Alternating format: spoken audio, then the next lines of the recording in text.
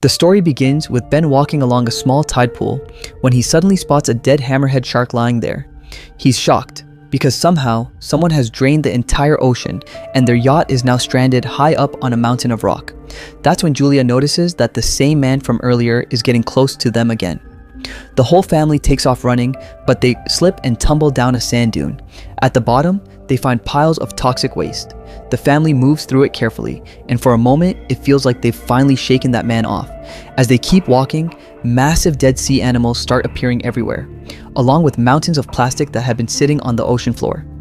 Ben begins slowing down, and Julia immediately realizes he's close to dehydration. She tells everyone to stop. When she picks up the water bottle, she freezes. The water inside is almost gone. Cassie realizes she probably didn't tighten the cap properly. Julia yells at her, furious, saying the water is gone because of her carelessness. Cassie fires back. What difference does it make? We're not going to survive anyway. The fight gets heated, but even then, the family keeps pushing forward. A little later, they find a crashed airplane. Something inside shifts and they all jump back in fear. Cut to earlier. This family was vacationing on their yacht in the middle of the Caribbean Sea. Julia, the mom, had jumped into the water for a swim. While relaxing, she felt something strange around her. But since she couldn't see anything, she convinced herself it was just her imagination. A few seconds later, that same strange feeling washed over her again. This time too, nothing appeared, but now she panicked and started swimming back toward the yacht. Suddenly, something grabs her leg and yanks her underwater. She begins screaming for help, but her daughter Cassie can't hear a thing. She's lost in her music with headphones on. Tom, her husband, and Ben, her son, are busy fishing. Julia struggles to stay above the surface, but water keeps flooding into her mouth, making it nearly impossible to scream. After a while, Tom realizes he hasn't seen Julia in a long time. He searches the deck, then spots her fighting for her life in the water. He calls the kids, steers the yacht toward her, and dives in. He reaches Julia, grabs her, and pushes her toward the yacht. The kids pull both of them on board. The family huddles around Julia trying to help, but Julia convinces herself that maybe it was just the waves. That night, the whole family gathers to celebrate Ben's birthday. Cassie gets a call from her boyfriend, so she grabs her laptop and steps outside. On the video call, her boyfriend shows her the sky. Massive black clouds are rolling over the city. The call glitches, freezes, and cuts out. Cassie goes back inside to tell her family, but Tom says the signal is probably weak because they're so far from land. Right then, they all hear a strange sound. They rush outside and see a whole group of whales passing by. Tom explains that whales usually follow the Earth's magnetic field, but when a storm hits, they get confused. Suddenly, the yacht shakes violently and Ben falls over. Tom gets worried the yacht might have been damaged, so he dives in to check underneath. A few minutes later, he surfaces again, but there's a huge gash across his shoulder. Julia immediately stitches the wound. Tom tells them that underwater, he felt something massive behind him. But when he turned around, he got cut by the propeller. He insists that whatever he sensed was huge. Tom also notices the yacht has taken serious damage, so they need to call for help. Julia keeps trying the radio. Cassie searches for a phone signal. Nothing works. Suddenly, Cassie spots some strange creature and screams, but it's just Ben wearing a mask and messing around. A little later, the yacht completely shuts down and gets stuck in the middle of the ocean. Julia picks up a faint voice on the radio, but it's so distorted she can't understand a word. Tom tells the family that they only have 4 days worth of food and water left. And now, they just have to hope they cross paths with a fishing boat. Out of nowhere, the radar picks something up and they hear a bizarre noise outside. They all rush out and stare in shock as countless meteors start falling to the ground. Wherever they hit, massive explosions rip through the area. One meteor crashes into the water dangerously close to them, so Tom desperately tries to get the yacht moving. The engine barely sputters to life, but then another meteor slams into the ocean nearby. The family holds onto each other in fear, and then Tom realizes those fireballs raining down aren't meteors, they're satellites. Right then, Ben notices smoke coming out of the yacht. Tom checks it and confirms the engine is shot. The wind starts picking up, so the family hides inside the yacht without noticing that the compass is spinning like crazy. The yacht starts shaking violently. Ben falls again, and this time he actually gets hurt. Waves slam harder and harder against the yacht. Tom struggles his way outside and grabs life jackets. Suddenly, the power goes out. Tom immediately hits the power box switch, and the lights come back. That's when Ben notices blood dripping from Julia's nose. Julia starts feeling dizzy, while Cassie rushes to the sink and throws up. Tom keeps trying the radio, but there's still no signal. Out of nowhere, a sharp, high-pitched noise blasts through the yacht and the wind gets even stronger. Julia tries to shut the doors, but one of the hatches flies open and the wind starts smashing into the windows. Tom lights a flare and moments later, everything goes dark. The next morning, the family wakes up in shock. They actually survived the storm, but the yacht is half destroyed. When they step outside, they see something unbelievable. The ocean is gone, and the yacht is now stranded on land. Everyone is stunned. Cassie checks for a signal, but the network is completely dead. Ben starts playing with 2 dead crabs. Tom checks the compass and sees it's flipped upside down. The last time that happened was 700,000 years ago. Cassie assumes her boyfriend must be dead and breaks down. When Julia tries to comfort her, Cassie pushes her away and goes off to hide. Julia and Tom go through whatever supplies they have left. Ben ties his birthday balloons to a rock, hoping maybe some other survivor will see them. Tom tries the radio again, and this time he gets through to a man. The man's name is Now, and he's the captain of a submarine. His submarine is also stranded on land. He confirms that the magnetic poles have reversed, which is why the ocean has pulled back and the land has sunk. He says he hasn't seen any other survivors and all communication systems are completely down. He also warns them that the poles will flip again and maybe in a week the ocean will return. When it does, it'll be deadly. He tells them there's only room for 3 people in the submarine. His partner died in the crash. Julia and Tom beg him, "Please save our kids." Nayu gives them his coordinates. Tom calculates it'll take 2, maybe 3 days to get there. He tells the family to rest well tonight. Tomorrow morning, they head out. The next morning, the family is packing their things when Tom spots something moving nearby. It's a limping man holding a harpoon with a dog barking nonstop beside him. Tom approaches him and offers a bottle of water, but the man speaks some language Tom can't understand. After drinking the water, the stranger suddenly smashes the bottle over Tom's head and kicks him in the face.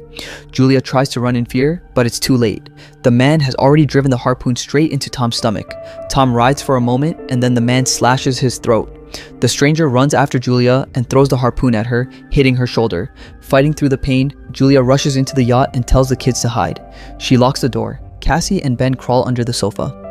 Julia hands them a flare gun and then hides in the bathroom with a knife. The man starts slamming the door over and over, and eventually he forces his way inside.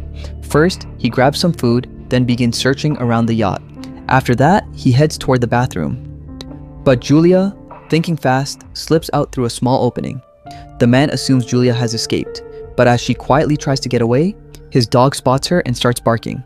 When the dog lunges at her, Julia stabs it with the knife and kills it. The dog's scream brings the man running out, and when he sees his dog's body, he completely loses it.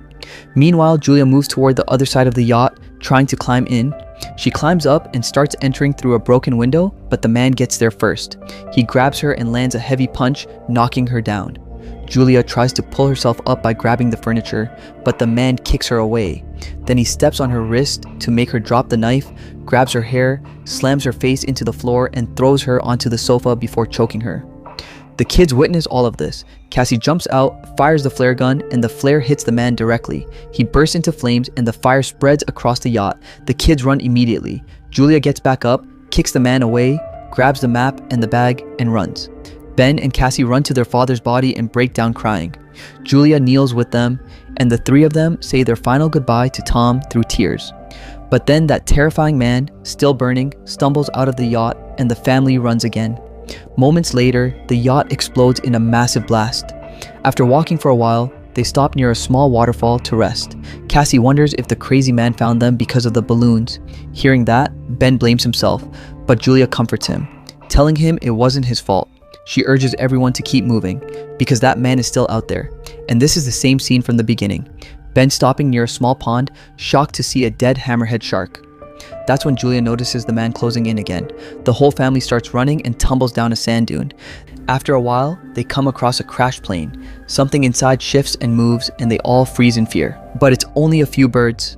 The family decides they'll spend the night inside the plane. They share a small snack, and Julia finds a family photo tucked inside Tom's jacket. Seeing it breaks her heart. Cassie asks, "Mom, what was your and Dad's love story?" Julia smiles and tells her, "Tom was my patient at the hospital. One day he showed up with flowers and a sweet little poem. That's how he told me he loved me." In the middle of the night, Cassie steps outside the plane. That terrifying man tries to grab her from behind, but Julia suddenly lunges at him and stabs him over and over until he dies. Cassie hugs her mother tightly to calm her down. The next morning, bugs are crawling all over the man's dead body. The family notices multiple bite marks on him, meaning something dangerous is hiding in this area. As they leave, crabs crawl out of his mouth. A few hours later, Julia and Cassie are studying the map. Ben slowly wanders ahead. Julia yells, "Stop!" But Ben kneels by a pond and tries to drink the water. Julia yanks him back immediately and warns him that unknown water can make him sick. The heat becomes unbearable, so the family covers their heads with cloth. Ben starts feeling dizzy. Then they find some old chairs, and Julia and Cassie build a temporary shelter. Julia gives Ben an injection and decides they'll spend the night there. In the morning, Julia wakes up to a strange sound. She goes outside and sees a massive swarm of crabs rushing toward them. She wakes the kids instantly, and the three of them start running. While running, they spot a huge cargo ship. 3 crew members are still alive. One woman wants to help them, but the other 2 refuse, and all 3 lock themselves inside a container, leaving the family outside. The crabs get closer. Julia lifts the kids onto the container. When she tries to climb up herself, a crab bites her leg hard. The kids pull her up before she falls. Through a hole in the container, hundreds of crabs crawl inside.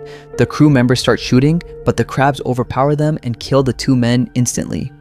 The last man climbs toward the hole on the roof, but the crabs drag him down and kill him too. Julia wraps her injured leg and passes out. After a while, she wakes up alone, surrounded by a sandstorm. Panicking, she searches for the kids. She grabs a weapon from a dead woman and screams their names. Cassie hears her and returns, explaining that she and Ben went to look for help but found no one. Then they find Ben, who's discovered an open container where they can hide until the storm ends. Julia uses Tom's lighter to cauterize her wound, burning it shut through excruciating pain. After the storm, they find another container filled with dozens of water bottles. While checking the bodies, they also find a radio and a gun. Julia contacts the submarine and tells them they've lost the map. Now explains that those things that attacked them were arthropods, creatures now completely insane because of oxygen exposure. Now warns them to hurry. His instruments show the ocean will return much sooner than expected, and they only have a few hours left. He shoots a flare, and the family heads in that direction. After a long walk, the family finds a broken toilet, where Ben quickly urinates. Finally, they spot the submarine in the distance, but to reach it, they must cross a massive rocky path.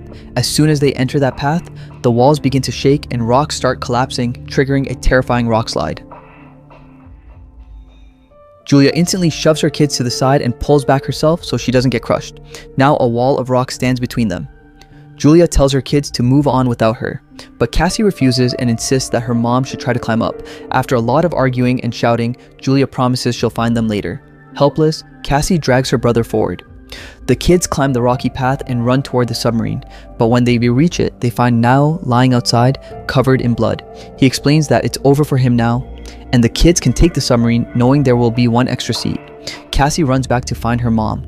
Meanwhile, Julia spots the crabs coming and opens fire. She kills a few, but the swarm is massive, and it becomes impossible to fight them all. Just then, Cassie appears at the top of the rock wall and reaches down her hand. Julia, despite her injured leg, climbs as fast as she can. With Cassie's help, she gets to the other side, and the 2 of them run toward the submarine. Ben is already standing on top, firing to keep the crabs distracted long enough for his family to climb up. As soon as the crabs reach the body of the submarine, they start tearing into it. Julia grabs a gun and keeps firing until the kids make it inside. Once they're safe, Julia realizes she's out of bullets, so she throws the gun at the crabs and rushes inside with her children. The family seals the hatch tightly and watches the crabs swarm all around the submarine through the window. Right then, the ocean returns. The 3 of them immediately take their seats, buckle their belts, and hold each other's hands. Violent waves toss the submarine in every direction.